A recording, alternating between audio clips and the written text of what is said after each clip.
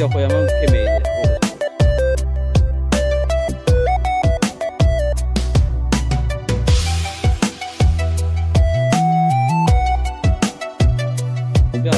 Amir بیاد.